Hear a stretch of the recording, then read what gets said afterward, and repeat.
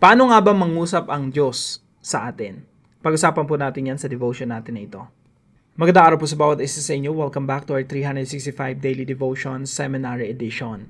Bago po ako magsimula, gusto ko munang batiin si Maria Melinda C. At salamat po sa inyong 224 comments. Napakarami niyong comments dito. Nagpapakita po ng inyong suporta dito sa ating channel. Maraming salamat po sa inyo. Ang topic po natin ngayong araw ay patungkol po sa pangungusap ng Diyos. At yung concept po natin ngayon ay God-breathed.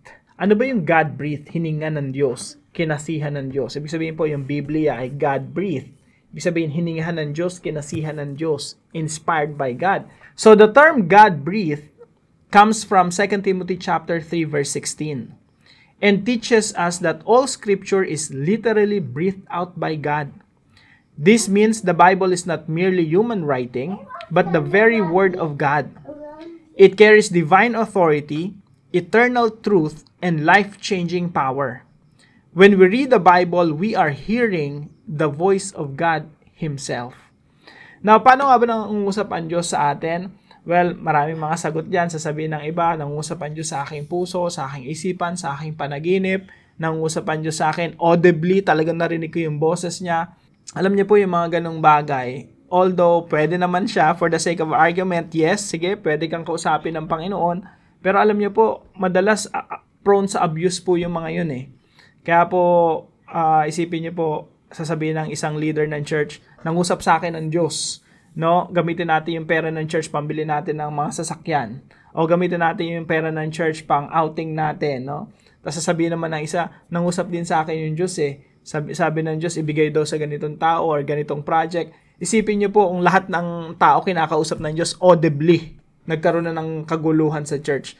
Tsaka isa pa, pag merong isang tao lang na kinakausap ng Diyos sa church, audibly, yung naririnig niya talaga yung boses ng Diyos, pag nagdesisyon yan, nakakatakot, di ba? Paano ka pa kukontra dyan? Diyos na pala nangusap sa kanya, no? Kaya salamat kasi merong Biblia. At yung Diyos po nangungusap sa pamagitan ng Biblia. Meron tayong Supreme Court.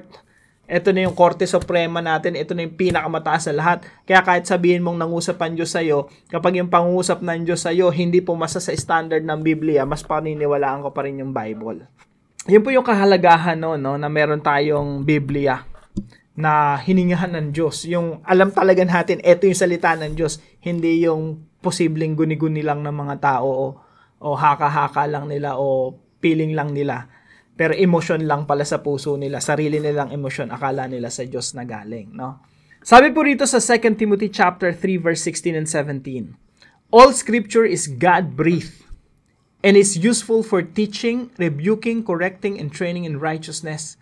Dahil ang banal na kasulatan, ito ay hiningahan ng Diyos.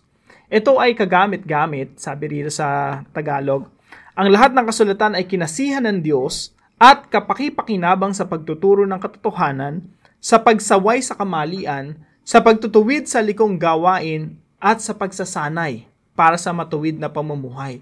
Ibig sabihin, ang basihan natin ay yung salita ng Diyos, all scripture, sabi ni Apostol Pablo, all scripture is God-breathed, kinasihan ng Diyos. Basically, ito yung basihan natin. Kapag ang isang tao sinasaway tayo sa pamamagitan ng mga principles sa Biblia, makinig tayo. Dahil galing sa Diyos yan. Kapag ang isang tao tinuturuan tayo, tapos galing sa Biblia talaga, malinaw na katuruan ng Biblia, makinig tayo. Dahil galing sa Diyos yan. So ito talaga yung pinagmumula ng katotohanan. Ito yung basihan natin ng pagsaway. Ito yung basihan natin ng mga pagsasanay pagdating sa matutuwid na pamumuhay. Ano po yung purpose? Upang ang lingkod ng Diyos ay maging ganap at handa sa lahat ng mabubuting gawain. Now, ito po yung una nating katuruan ngayong umaga. Number 1, the Bible is timeless truth in a changing world. Ang Biblia po ay walang hanggang katotohanan. Ibig sabihin, katotohanan na hindi nagbabago o hindi pa bago-bago. In a changing world. Sa mundo po kasi natin dito, lahat nagbabago. Mga dating mababait, sumasama. Dating masasama, bumabait. Yung dating mali, ngayon nagiging tama. No, yung gender nga lang, ang dami ng mga genders. Magsasawa ka kung gaano kadami. Pabago-bago yung kultura ng tao. Iba-iba yung kultura ng mga iba't ibang mga bansa. Pabago-bago rin yun. Yung iba dating conservative, ngayon liberal. Yung iba liberal, naging conservative. And actually sa Ephesus, si Timoteo po kasi ay sinulatan ni Apostol Pablo sa Ephesus. Okay? So, si Apostol Pablo po, para mas maliwanagan tayo, no? Si Apostol Pablo, siya po ay naglingkod sa Ephesian Church 2 to 3 years. Tapos, maraming conflicts doon, maraming mga pagsubok. Tinawag ng Lord si Apostol Pablo sa ibang lugar. Iniwan niya si Timoteo.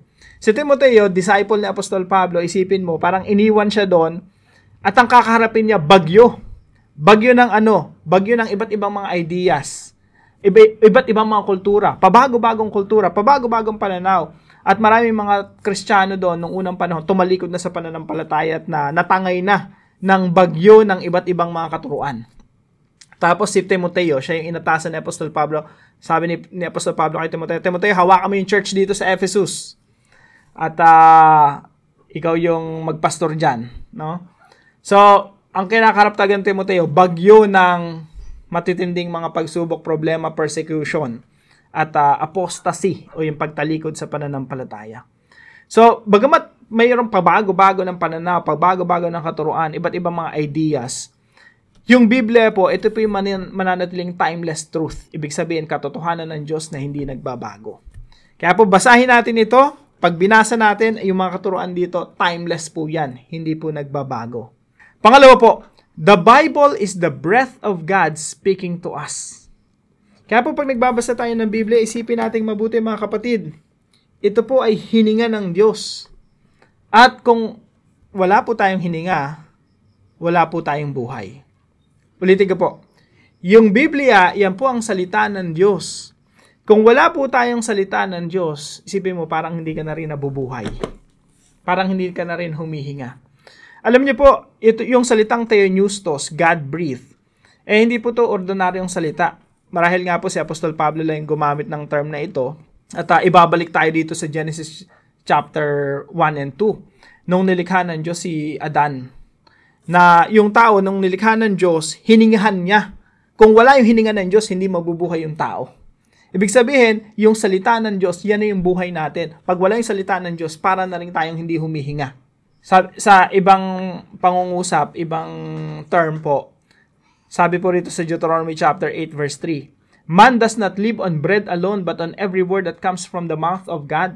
Ang isang tao hindi mabubuhay, hindi lamang sa tinapay nabubuhay, kundi sa bawat salitang namumutawi sa bibig ng Diyos. Ibig sabihin, ganun po kalagay yung salita ng Diyos. Yan na yung buhay natin. Without the Word of God, we are not alive. Hindi tayo totoong buhay. Kasi, yung salita ng Diyos ang magpapakilala sa atin kay Kristo.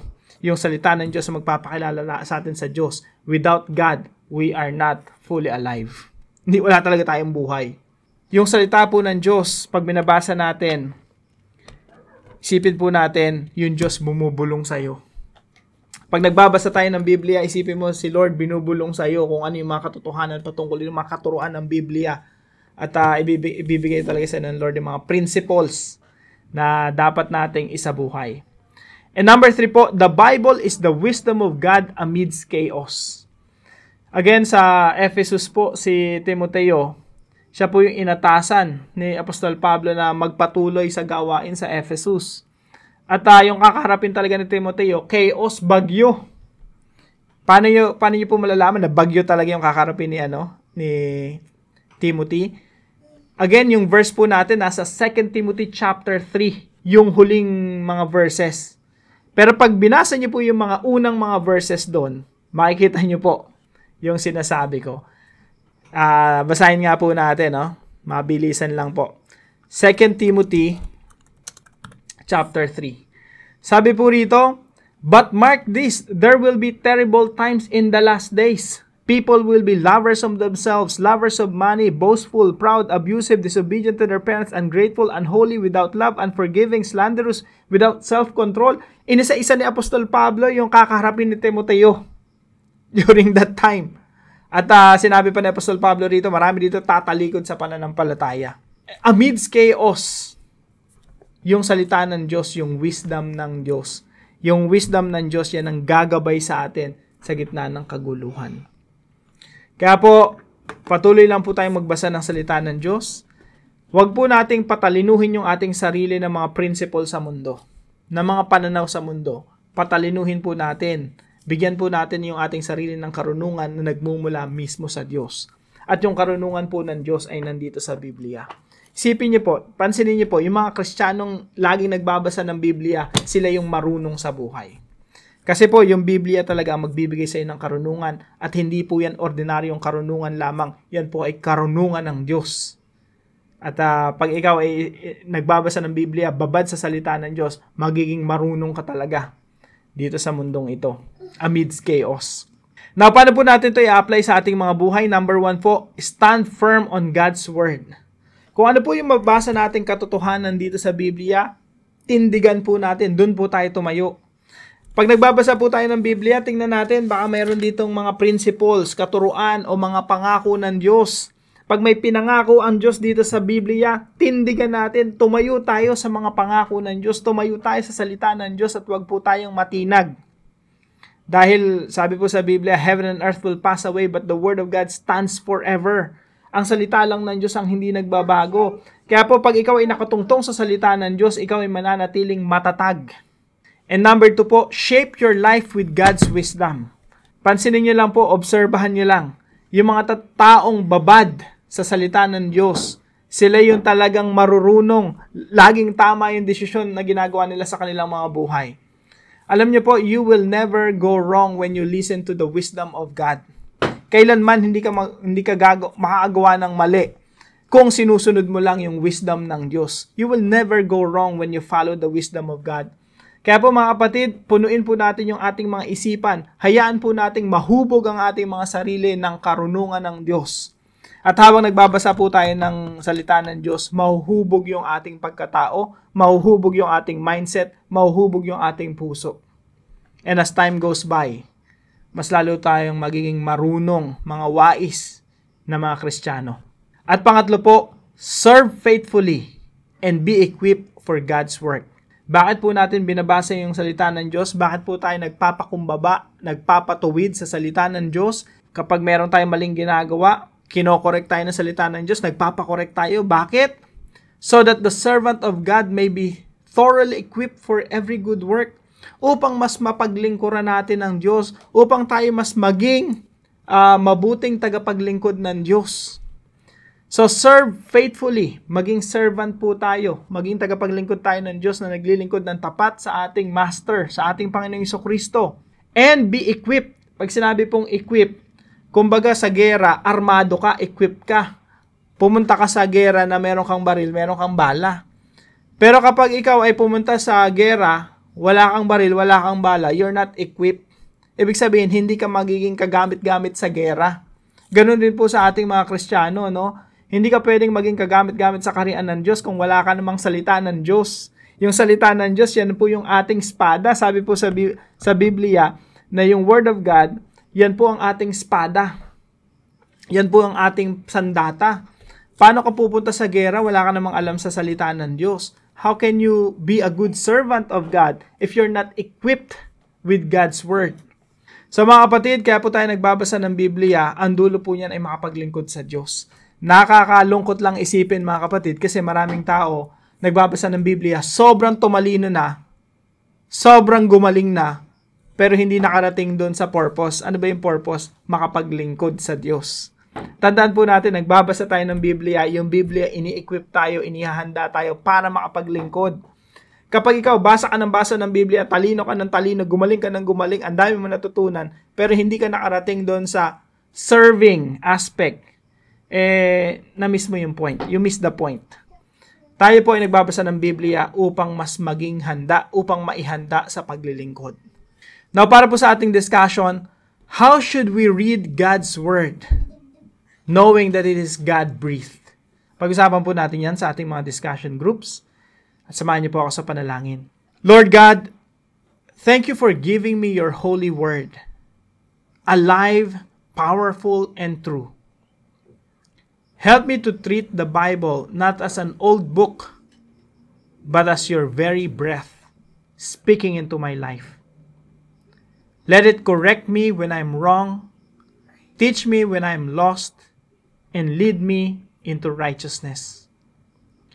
When doubts come, remind me that your word is my firm foundation. Give me a hunger to read it daily, and the courage to live it boldly. Shape me, train me, and prepare me for every good work. In the name of Jesus, the living word, I pray. Amen and amen.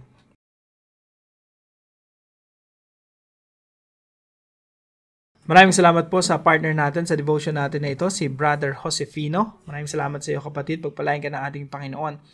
At kung kayo po may natutunan sa devotion natin na ito, palam niyo lang po sa comment section right below this video. And please share this devotion to your family and friends. Magandang umaga po sa bawat isa sa inyo. Magkita-kita po tayong muli bukas alas 5 ng umaga dito sa ating Daily Devotions.